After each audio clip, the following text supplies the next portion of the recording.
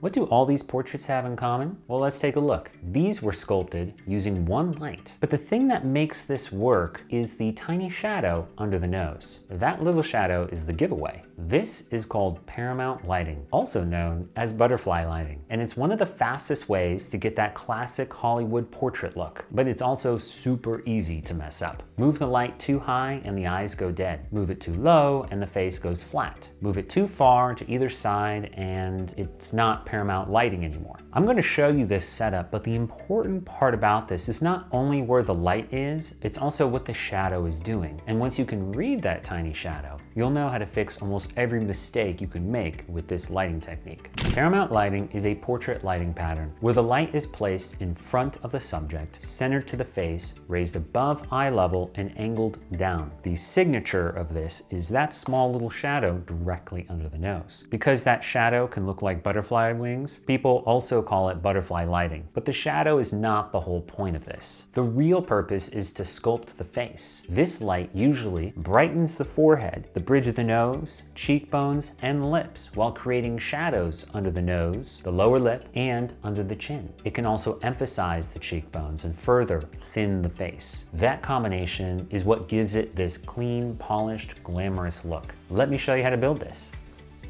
Here's the basic setup. I've got my light angled above me, and the key thing here is that it's centered with my nose. And I have it angled up a little bit higher. This is probably about 3 feet away from me, and I have it boomed out on a C-stand because if I had it on a lighting stand, the pole would be right in front of the camera. So that's why I have it boomed out like that. So now I'm going to frame myself up so that I'm center with the light, not necessarily the camera, and take a photo.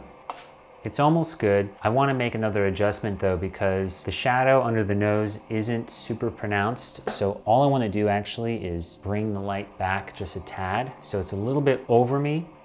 There we go. That's much more pronounced since you have both wings under each part of the nose there. I have more protruding eyebrows, and so it's gonna be darker for me unless I do something to soften the shadow. If somebody doesn't have the protruding eyebrows or deeper eyes basically, then this would look really flattering and really shape the face. Now, if I wanted to do a 3/4 shot or maybe even a profile while still maintaining that Paramount lighting technique, I'm going to have to make sure this light moves with me, center with the nose. So watch what happens here. Right? Now, I can dramatize or make the shadow longer by adjusting the height and the position of the light. The key thing is that it's centered, right? If I were to then go back center with the camera, you have that shadow that then shifts. If I wanted to go totally into profile, where I'm facing in this direction and I still want to create that, I'm gonna just have to make the appropriate adjustment with the light. There, the shadow isn't super pronounced, so I'm going to move this back even further. And there you can see the shadow now under the nose. So with the Paramount technique, what you want to be looking for is a brighter forehead, brighter cheekbones, but that curve, you should always see some sort of a shadow underneath the cheekbones, underneath the lips. But the one that's going to be most pronounced from person to person is going to be the nose shadow. And this is the technique that Hollywood used to turn actors into icons. It's associated with the classic Hollywood studio era, especially those glamour portraits and publicity images from the 1930s and 40s. What you may or may not know is this lighting technique was closely associated with the famous actress Marlene Dietrich. A 20th century icon in Hollywood, in addition to her skills in entertainment, a certain lighting effect was used to help shape her face into an unforgettable image. Now, some other photos indicate that she actually had more of a rounder face shape, but director Josef von Sternberg and photographer George Hurrell, they knew by adjusting the light higher and angling it down, they would be able to thin and reshape her face to craft her famous iconic look in Hollywood history. This lighting continues to be used on famous celebrities to create the appearance of not mere mortals, but Hollywood stars. It emphasizes cheekbones, it cleans up the face, eyes, it creates symmetry, and it works beautifully in black and white. That's why this lighting style is called Paramount Lighting. But where can it go horribly wrong? Now I'm going to put the light too low. When the light is too low, the butterfly shadow disappears and the face starts to look flatter. This isn't necessarily bad lighting, but it loses that classic Paramount look. The face has less shape, the cheekbones don't stand out as much, and the image feels less sculpted. Now I'm going to move the light too high. This is the mistake that can make the portrait look harsh really fast. Now the nose shadow gets longer, the eyes get darker, the catch lights can disappear, and instead of the glamour look you were going for, the face can start to look more like a hollow or severe horror story. That's why the height of the light matters so much. You want it high enough to sculpt the face, but not so high that the eyes die. Moving the light off center won't make it look unflattering, but it does lose that butterfly effect and shifts it to a different lighting pattern.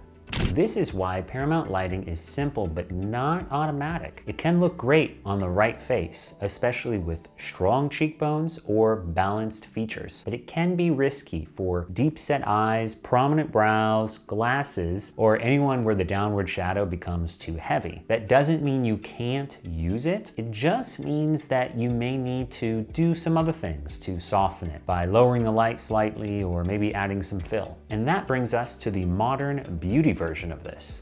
I have the light in Paramount position, so when I take a photo, you see the butterfly effect, but the problem is because my eyebrows are a bit more protruding, you get a darker eye set, and I can't really achieve both that Paramount effect and handle the shadows under the eyebrows. So I'm going to now bring in a reflector. Now this is just a white poster board. You can use whatever you want. You can use a silver bounce reflector. You can even use gold if you want a little different color, and it's gonna vary from person to person as far as the exact precise position. This, for me, to have it right about here where it's kind of far away, is gonna be ideal for me. And watch what happens now when I take a photo.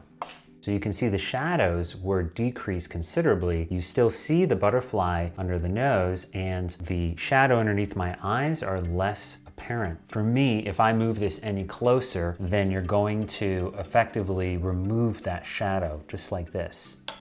You see it gets brighter there, and you lose some of that contrast that you get normally with the Paramount. And this setup where you have the light angled high and then you have something to bounce the light is normally referred to as clamshell lighting. We're not really going to talk about that, but this is a very common setup where it's bouncing into some fill, or maybe you have a second light instead of a bounce that's pointing upwards, is referred to as clamshell lighting. It's very, very popular with female portraits where you want to really have the skin glowing, or you want to do like a makeup shot, like real close up to the face and everything's really bright and you still have some definition in the cheeks. Not so much for like a male portrait maybe, but you could use it that way. Now let's wrap this up with an old Hollywood vintage style photo. I'm gonna start first by swapping out my modifier from a beauty dish to a standard 7-inch reflector.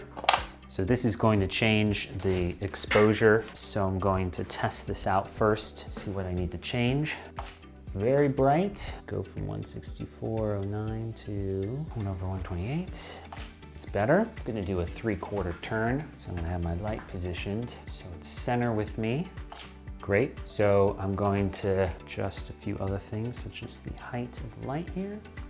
Okay, good. Now I'm going to add another effect. This is an effects filter. This is from Prism Lens FX, their nostalgia filter, and it basically helps to take the lights, give a bit of a glow effect. Great, so then we're gonna convert it to black and white, add some sepia tone, and there's your Hollywood vintage classic portrait. So when should you use Paramount Lighting? Use it when you want the portrait to feel polished, glamorous, symmetrical, face forward, or beauty focused. It's great for beauty portraits, fashion, editorial, maternity, black and white portraits, and classic Hollywood inspired images. I would be more careful with it for the more casual types of portraits where the subjects want to look more friendly, or maybe maybe they have deep set eyes, glasses, or maybe you want the person to look very relaxed and approachable. It's not really invisible lighting. It doesn't really occur naturally in life. It has a specific style and it has an attitude, and that's really why it works great on specific types of faces. So let's recap here. You want this light basically center with your nose, and you're going to preferably have this boomed out so that it can be center unless you're doing like a 3/4 shot or profile or something like that. And depending on the subject, your light might be higher or lower. So for me, generally, I need a little bit of a higher light. Okay, good. Now I'm gonna take a picture. Great. And so that would be a great example of the Paramount lighting effect, where you see a really deep shadow. I probably could lessen that a little bit. You see the shadow underneath my cheekbones. It's very sculpted, right? Now, if I wanted to brighten that up, I add a little reflector, and it did reduce that a little bit. I probably could raise this and see how much I could get away with. A little bit here. Okay, very nice. The last thing, I'll just adjust the height of my camera. Perfect. There we go. That's the one. So Paramount lighting is best understood as the classic Hollywood beauty lighting. One light, centered above the face, angled down, and controlled by one tiny shadow under the nose. But in the next video, we're going to go in a different direction. Instead of symmetrical Hollywood glamour, we're going into painterly shadow, Rembrandt lighting. That one is not about the butterfly shadow. It's about that little triangle of light on the cheek. And once you learn to see that triangle, you'll start noticing it everywhere.